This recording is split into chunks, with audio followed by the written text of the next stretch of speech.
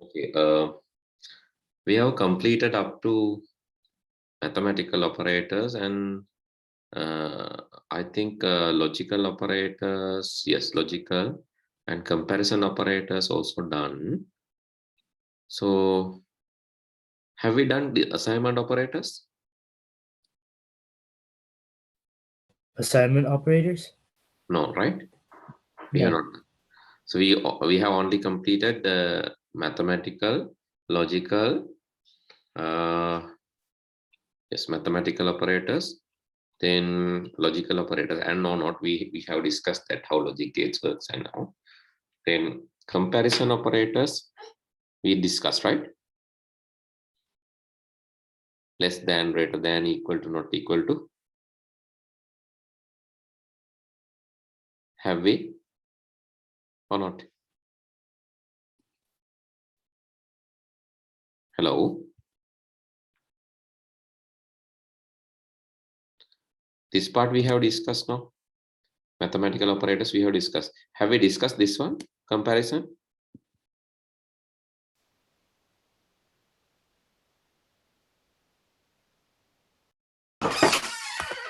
Hello. Oh, we have. Yeah, we have discussed that. And then logical, yes, right? Logical and or not logic gates related operators, logical operators. Yeah, we've discussed that. Assignment operators we have not, right? This part? No. Right, okay. So let's do that part now. And after that, we can learn about this. This we have done. Operator precedence we have discussed.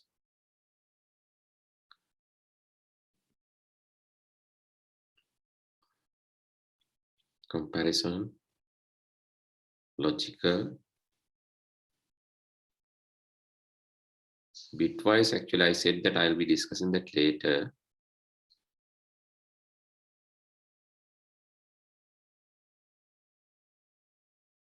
Okay, let's do the membership operators. Of course, we have discussed that as well. And let's discuss assignment operators today. Okay. Let me open ideally. You can also open the same. Right?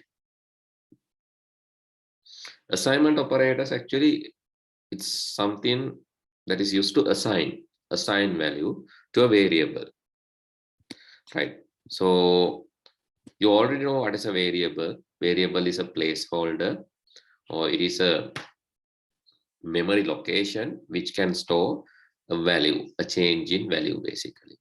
So for an example, if I tell x equal 10, x is a variable. X can store a change in value. X is a variable. X can store a change in value. So if I ask to print back this x, so it will print value 10.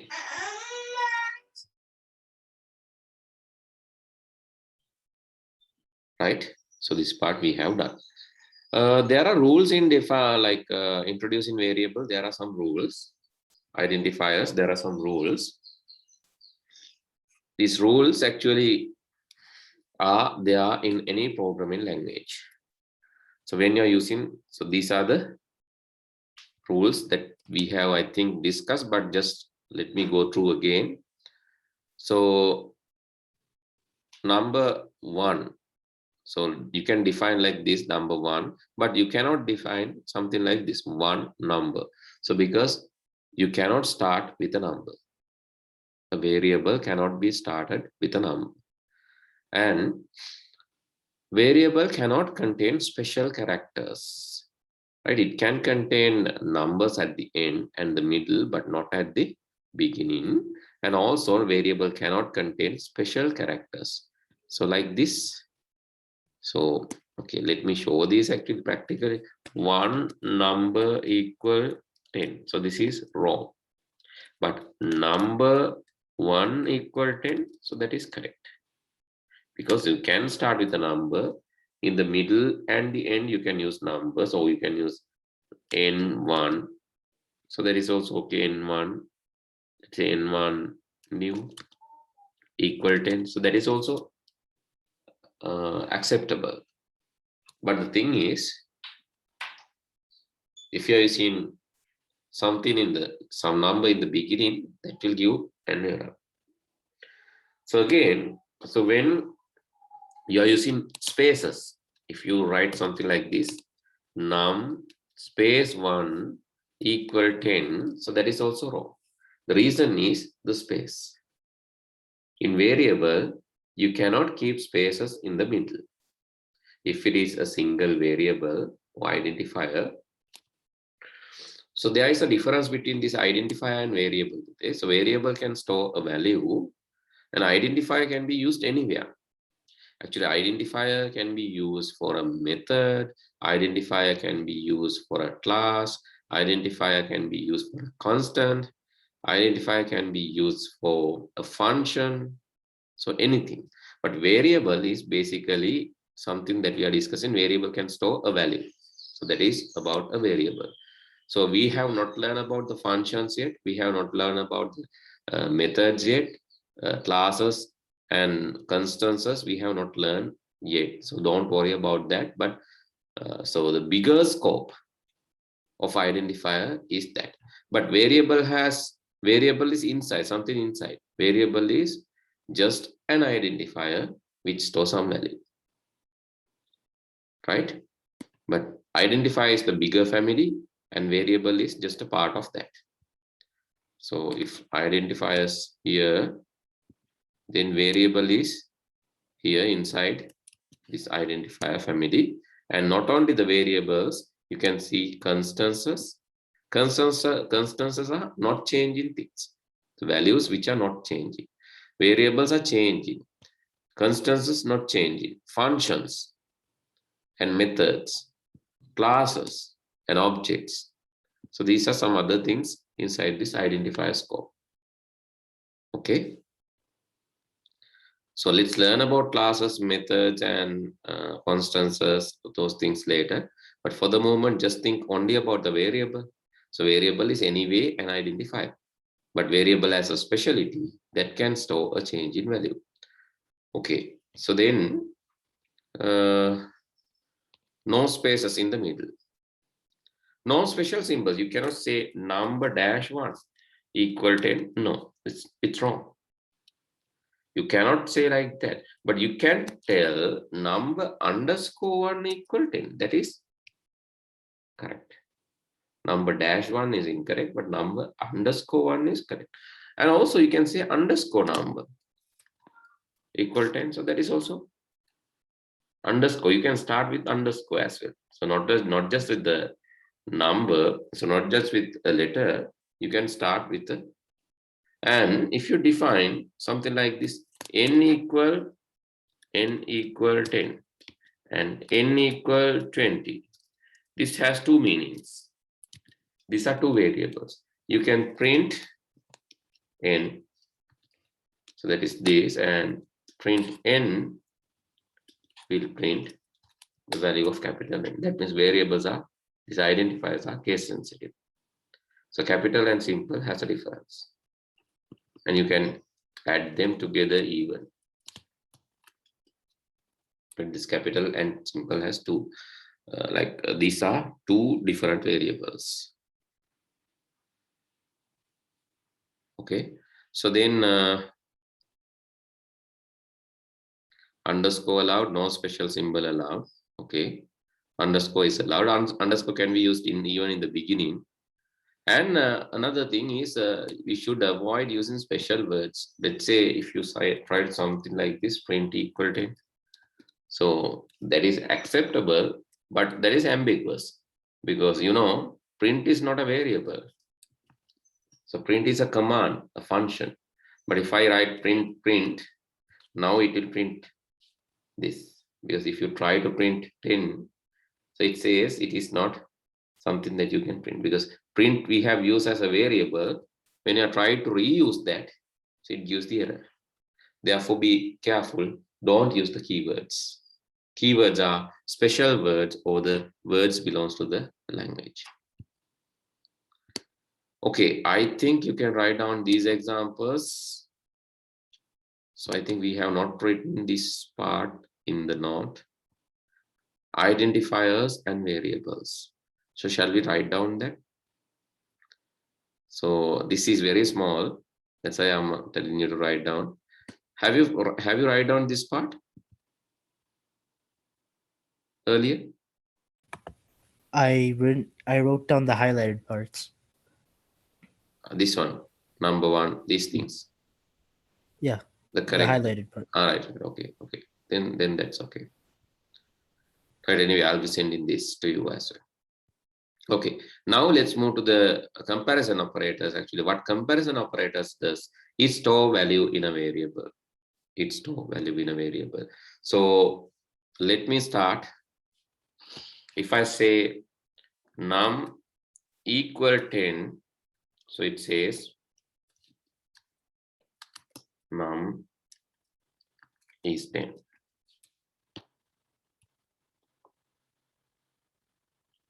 Num equal 10, then I'm asking you to print the num.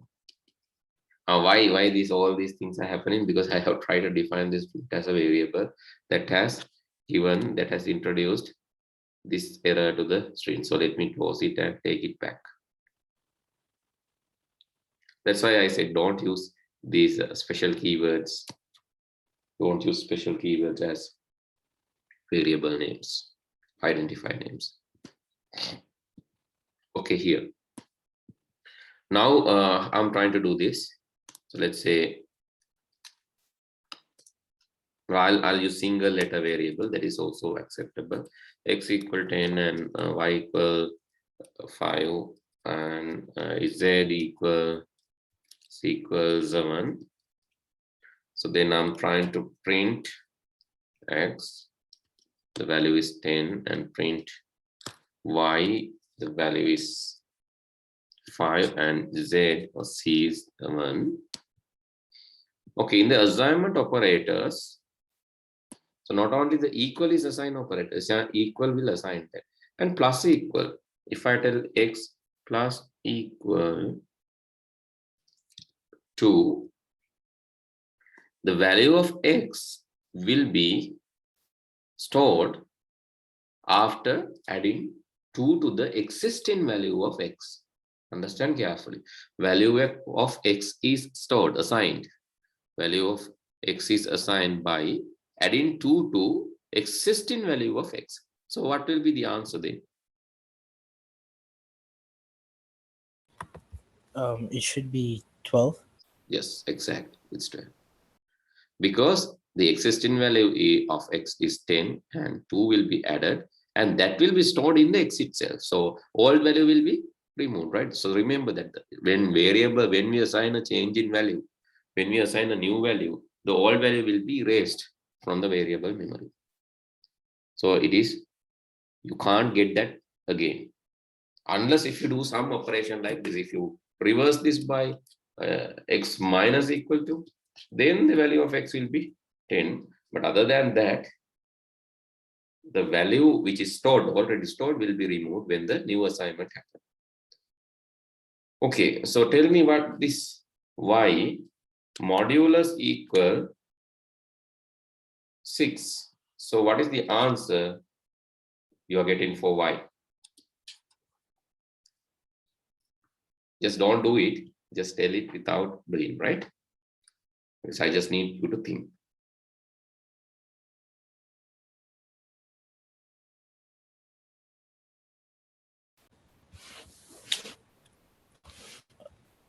Modulus.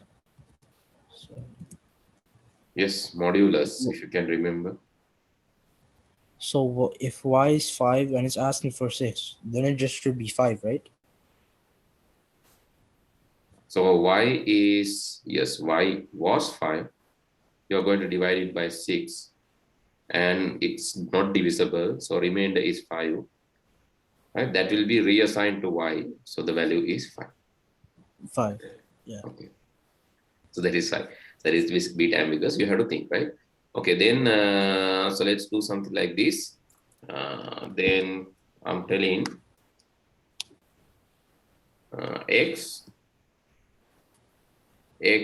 multiply equal to y division equal 3, then z modulus equal y plus z modulus equal y into x. Now what is the answer if I print z? So logically explain, right? If I print z, what will be the answer? Oh, that's really confusing. So you have to calculate all three. First you have to calculate the x. X multiply equal to, what will happen to the x? Okay, let's print x first.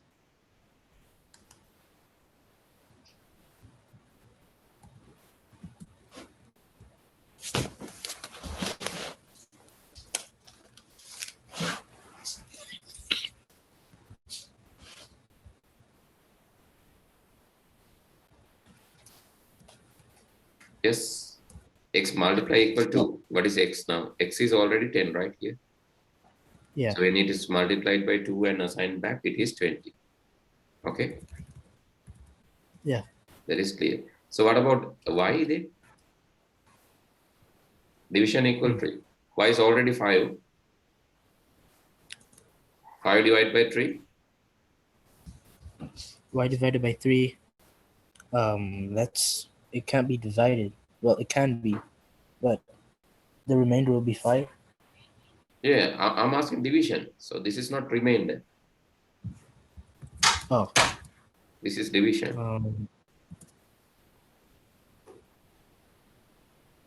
0.6.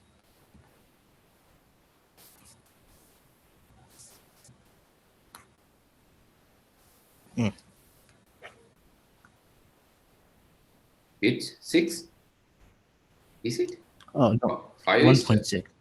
1.6. Okay. 1.6. That is it. Then z modulus equal y into x. Yeah.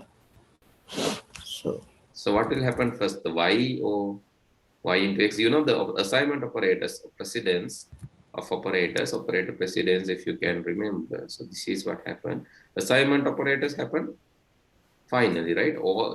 So all the operators will first executed, and then last level the assignment operators, then the membership operators. So don't worry about what is here. So this will happen first. 1.6 into 20. 1.6 into 20 will be 3.2, 32, right? This 32.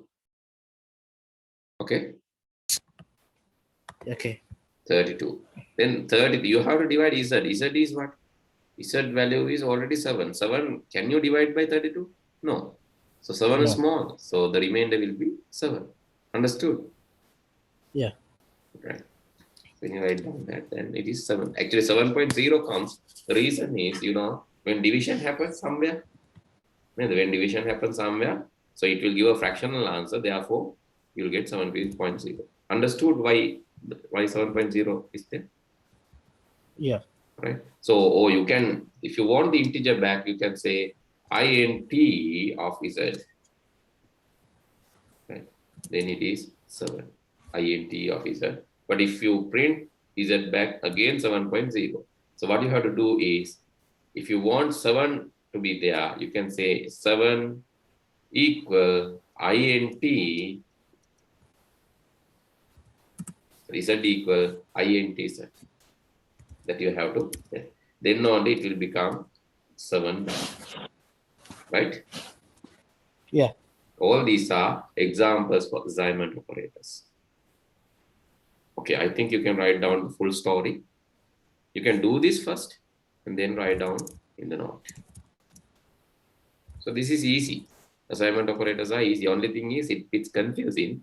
If you cannot understand the basic operators, if you cannot remember the basic operators, then only it's confusing, right? But if you remember the basic operators, what is division, what is modulus, what is multiplication, what is exponent, floor division, if you know, remember these things, this will be easy.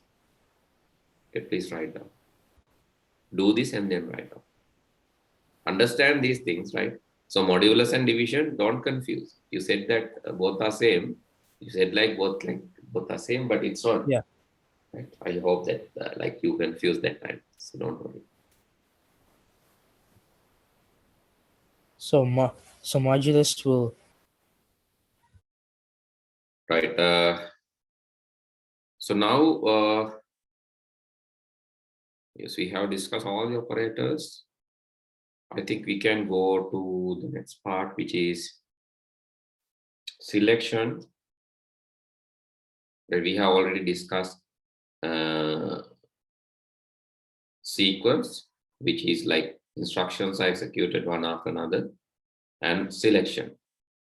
So selection is where the instruction flow is selected based on some condition. We wrote down that, and again write down this as an example. Selection.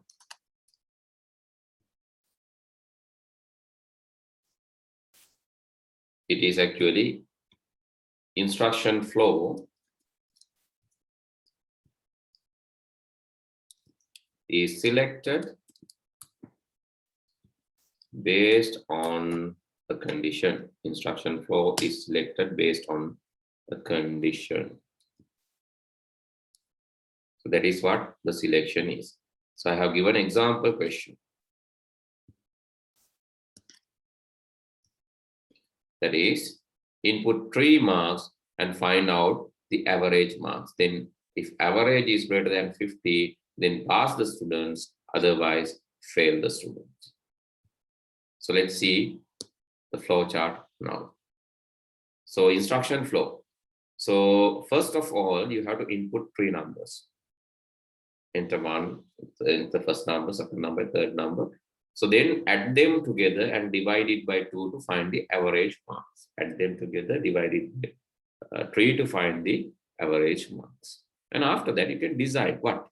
If average is greater than 50, if it is greater than 50 here, then pass. You have to select this side. But if you select this side, you are not going to do this. You are not going to execute this instruction. So if you have selected this side, you are not going to execute this instruction. This part will not be executed. So if average mark is less than 50, if it is not greater than 50, then this side will be selected. In that case, this side will be ignored or skipped. So similarly, selection will select only one from the given alternatives. So there are multiple alternatives, but it only selects one from the given alternatives. Okay, that is selection. So please write down selection, then write the question, and also write down this. This is the flow chart. And can you write down pseudocode after looking at this? Can you write down a pseudocode? Pseudocode is not a big thing. You have to write down whatever here in understandable structured English. Right? Can you write down the pseudocode and send it into the chat, please? Chat eකට එවන්න බලන්න pseudocode එක ලියන්න. Please write down the pseudocode and send it to chat. So this part you can add it to the book. Please write down in the book and remaining like you have to write the pseudocode.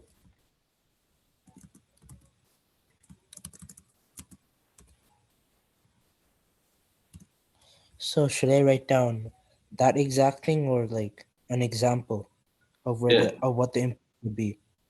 Yeah, I just need the example to be converted to the pseudocode.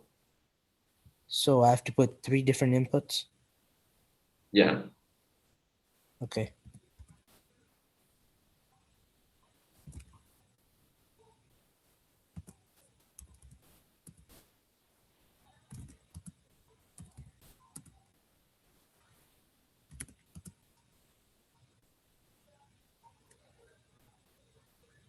Actually, Minaga, so you don't want to put values there.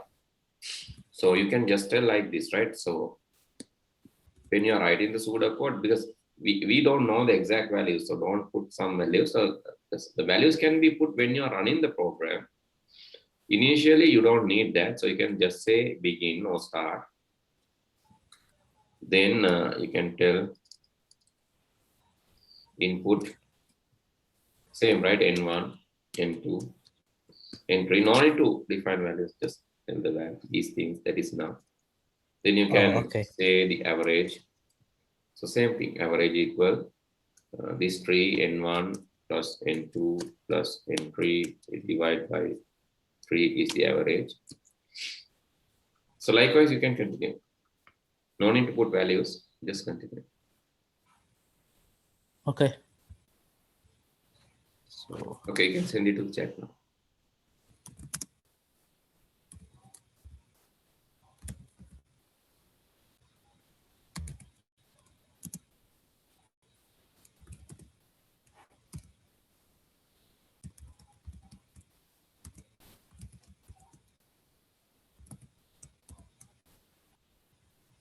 What you have sent this is okay, false, true. But this part only, so we have some other way of telling this condition part, right? So, but this is okay. You got the idea. So we can tell like this,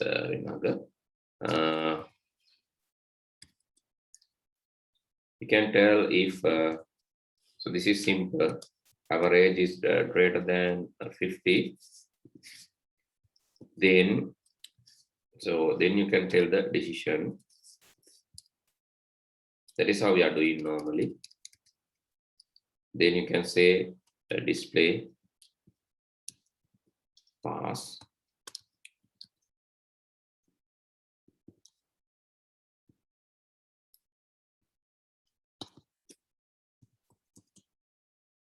Else display fails. This is how we are doing normally, right? Else display fail.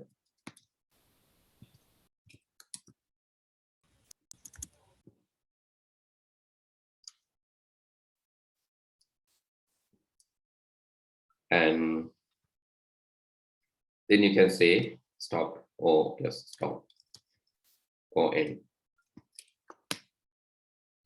End of the, since I use begins, I use end to finish it. So this is what the pseudocode is. So other part is okay. So our only thing is you have to tell if this happens, then pass, otherwise fail. So this is the only difference. So you can write down that is the pseudocode. And let's convert that to actual code now. That is the Python code. So to do that, I'm going to use Python shell, and I have to take a new one, right? I have to take a new file new. So I have to write a set of lines. Therefore, I'm selecting. So if I need to write only one line, so I can use the terminal or the shell. But if there are multiple lines, I can use a new file. Okay, so let's say N1 is integer input. Now you know this integer conversion. Integer input can give a message as well. Or sometimes you can keep this empty, right? So some people used to keep this empty, integer input and integer input, integer input. But this has no sense actually. Why I'm telling? Because if I save this file, save as, this will work. File save as, if I save this using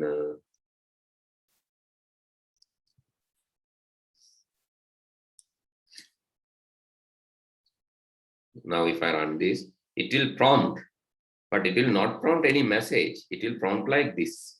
Become a prompt again, it will prompt. So you have to type So, but you don't know, actually, only the programmer knows which is to be done.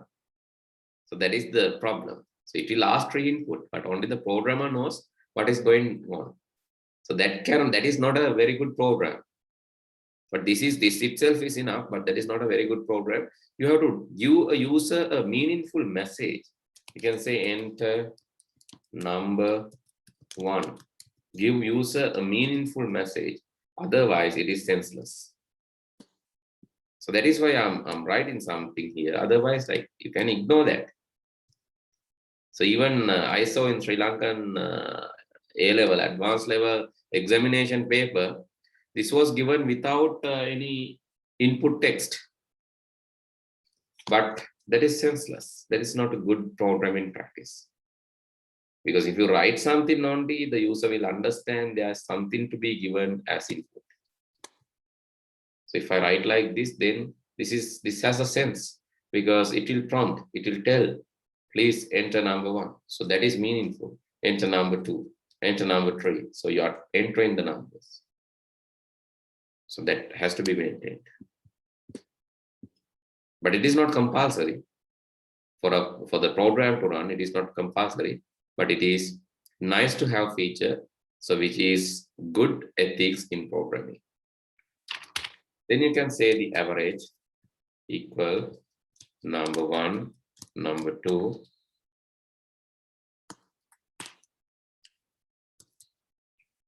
number 3, divide by number 1 plus number 2 plus number 3, divide by 3. That is the average. And then you can don't print the average. You have to decide if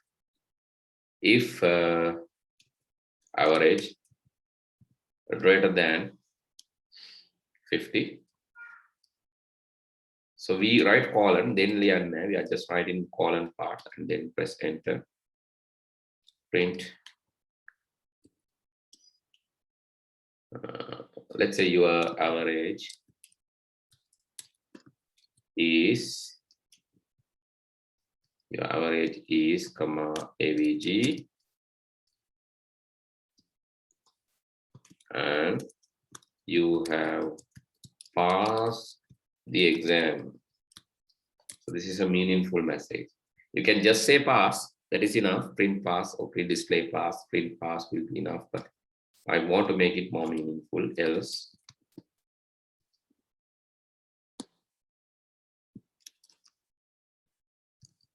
your average is average and you have failed the exam.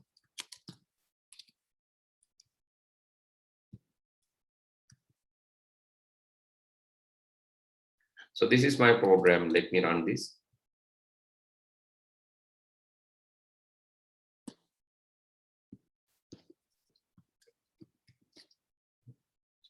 You can see. So if I give some small value, which will generate an average less than that number. So you can say the failed statement. Okay, shall we write down this? Shall we do this and write down, please? Okay.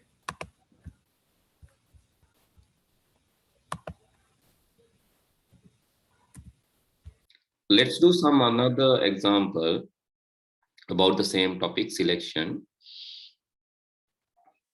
Right. So what if so you know, like so do you have this grading system in your school? So this like multiple grading system, like if it is greater than 75, then grade A grade, then like if it is between 60 75, B grade, likewise. Do you have such thing? It's not the exact same, but we do have the letter grades. You have letter grades, right? So but not the same, but anyway, okay. So this is like multiple grading. So here, so this can be actually shown in a flow chart like this. So since it will take more time to draw the flow chart, I'll skip that part, but that is why I'm showing this. Otherwise I will do exercise to draw the flow chart as well. Anyway, I'll give you some homework So I'll give a question to draw a flow chart and send also the flow pseudocode and also the programming code. But this one also I decided to show you this since it will take some more time if I give you a chance to draw. But I'll give another homework that you can try alone, right? So see this, entering 3 numbers, finding the average, same. If average is greater than 75, you can display grade A. So when the greater than 75 marks are, when the greater than 75 marks are taken away, the remaining marks will be less than 75. That is automatically happen. Therefore, you don't want to check a range second time. Here actually they have informed about a range. They have mentioned about the range 60 to 75. But this range check is not necessary. The reason is once the marks greater than or equal to 75 is taken away, once that is considered and given A, so this will select this part now. If it is greater than 75, definitely it will select this part. If it is less than 75 only, it will select the no part. Therefore, you don't want to worry. You don't want to check this again. So sometimes students think you need to check this again. So grab average greater than 70, so greater than 60 and less than 75. That is not needed. Why? Anyway, no means that is less than 75. If it is greater than 75, it could have gone this direction. If it is no, it should come here. No. Therefore, you don't want to check that again. Here in the text, 2 conditions are given. But in the flow chart, having 1 condition is enough because it's already less than 75. Then if it is less than 60, B is given. Then if not, that means if it is already less than 60, if it is greater than 50, Z will be given. Otherwise, this F, S will be given if it is greater than 40. Otherwise, F will be given. So that is how you can nest these if statements. Nested if. This is how you can nest if statements or nested if. Okay, let's when you write these nested if statements, so I'll give you a tip. You can write like this: if this is if average greater than or equal to 75, then you can say then display A, else if, or you can say else again if average is greater than or equal to 60, then display B.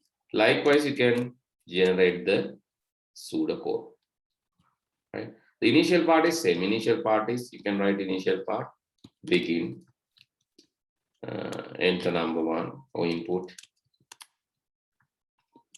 N1, N2, and N3. Average equal N1 plus N2 plus N3, divide by 3.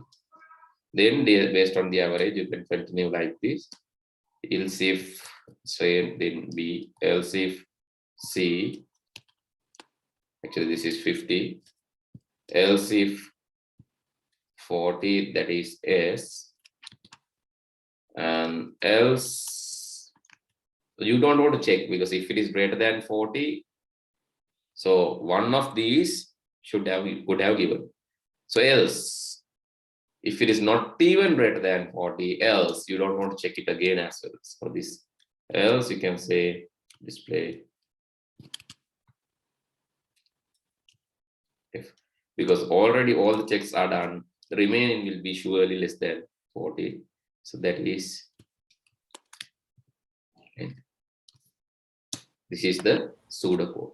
So please write down pseudocode. Now can you try for the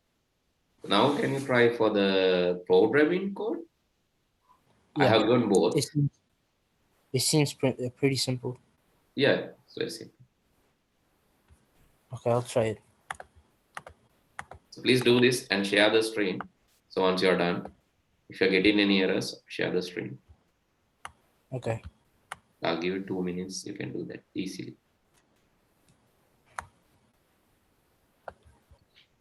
Actually, so this is the way that you have done is correct. The way that you have done is correct. So one small change need to be done, because Python has only one way of identifying whether the particular statements is belongs to if or else. So this first one is correct. So that means average is greater than 75, print A is correct. The second one, else if, actually you are right, you need to write elif, right? Elif. So that is a Python way of doing that, but else if is correct in Java. So you have to be careful, right? So Java, if you write else if, that is correct. But Python, we are writing elif, right? Okay. So remember, like this? yeah, like that. And the next elif should come same level as the previous elif. That is the change. That is indentation. Yes. This elif So, and yeah, you have to erase the spaces in the beginning. so it should be like this. Correct. Yes. Now it's correct. Okay. So this need to be maintained only in Python, right?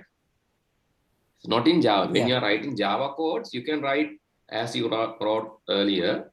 So that doesn't matter. The spaces won't be considered in Java code, and also else if is correct in Java code. But only in Python, Okay. you have elif, and this indentation matters. If you change the indentation, the code won't run. So that is special thing in Python. Okay, you can continue. Please continue. What were the numbers? 75, 60, 50, 40, 75, 60, 60, then 50, 50. 40, and yes, that is it.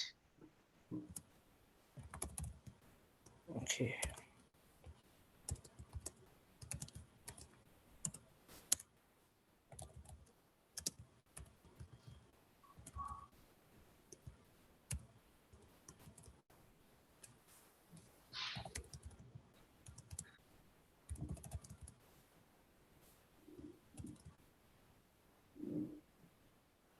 It's S, Yes, correct? yeah, it's yes.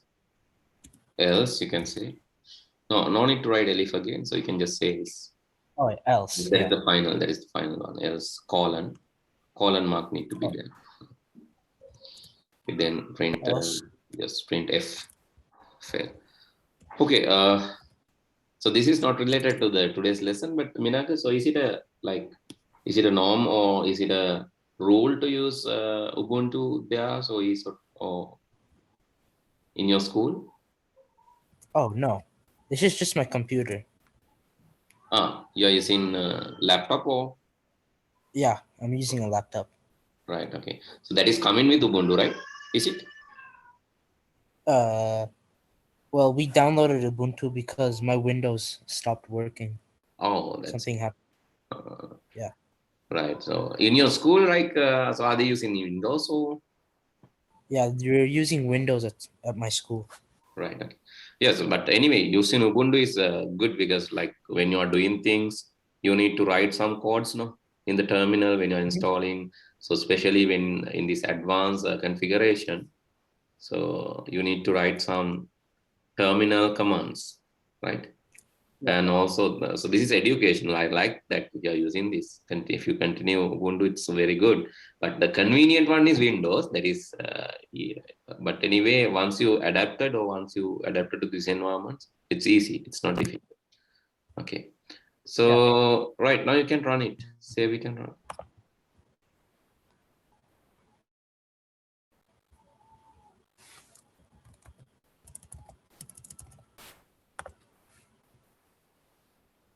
Oh, I forgot to put the So colon. you forgot to write colon. So that is only given like the visual output. So just write like that because like it is again sometimes user will find inconvenient when you are showing like okay now. Yeah.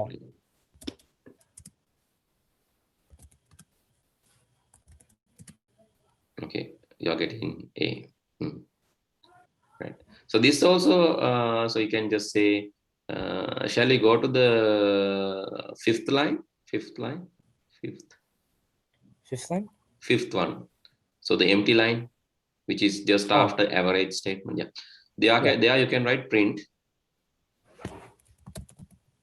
then brackets and quotation. Your average is inside that you can write your average is comma. No, the comma should come after this, after the quotation. Oh, Close yeah. the quotation, then the comma. Then you write the average, then space, again quotation, and your grade is, grade is grade is grade, grade is, and again so after that you can again put a comma, end, end equal, just empty quotation, right? End equal sign, that empty quotation. So that will not end the line, just empty quotation. Open the quotation and close it. Okay, so this will not end the line, this will not go to the next line. So it will wait and print the grade after that. When you run that, you can see. Please run it. Oh, here it is. Okay.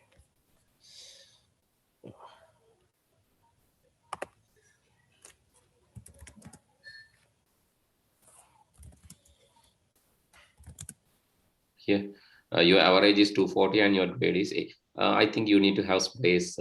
Grade is some space. Grade is, yes, space there. Yeah.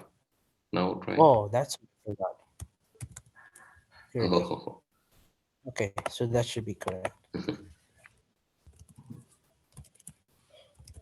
Yeah. So what you had is, it is called semantic error. So that means logically your program has an error, but syntactically it is correct. So this is more dangerous, right? That is more dangerous because like it's always giving any score. Right? Yeah. No need to convert it to I. So you want the integer answer. That doesn't matter, right? Yeah. Yes. Okay. Okay. Now I think yes, you understood it very well. Very good. So I think you are enjoying programming now. It seems, right? You know how to change it. You know how to do small changes. So let's move it forward, right? Okay, and so this ending statement, let me tell what we have actually done. Right, basically, if you print something, print hello. So let's write it in the new one. This one itself. Print hello and print hi. So it will be written into 2 lines. So print hello and print hi will be written into 2 lines. So that is the typical nature. So let me comment this part. I just want to run. Commenting will temporarily disable. So you know in the Linux also commenting comes like this, right? In Linux environment, if you have configured some text files, the commenting mostly it's like this. So Python scripts are there in Linux environment, right? So when you run this, the hello and hi comes to 2 lines. But you can decide how to end this. If you end this with empty, then so this will be combined. Both lines will be combined. Hello, hi. If you end with a comma, you can put a comma. End with a comma. The separator will be comma. Yeah, hello, hi. If end with a tab, nt, this is t. This is t. End with a tab. This is how you can write a t. That will end up with a tab space, hello and hi. Can you see? End with a tab. So these are special things. End with a comma will give comma. End with a tab will give a space, tab space. End with n, that is new line, which looks exactly same like print hello, print hi, separate individual statements. That is, it's going to the new line. These are called delimiters and escape sequences. Escape sequences is so this is what escape sequence is. /n is escape sequence for new line.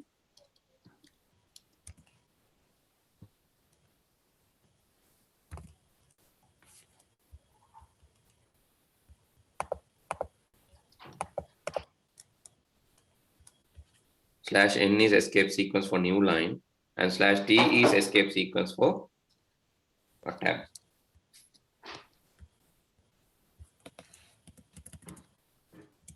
New line, tab. These are the escape sequences. And any character you can use, right? Any character you can use, like you can use some dashes.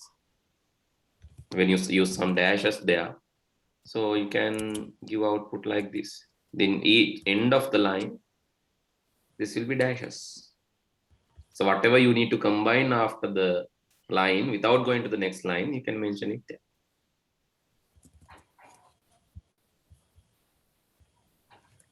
Okay, I think this is clear now. These are some text like output formatting, right? These are some output formatting steps. Yeah. Okay, next day I'll be doing the remaining part, but before that I need to give you small homework. So please take a screenshot of this. This is related to sequence. Take a screenshot of this part, the highlighted part, and try to write code, flowchart, code, and also the pseudocode and Python code for this example.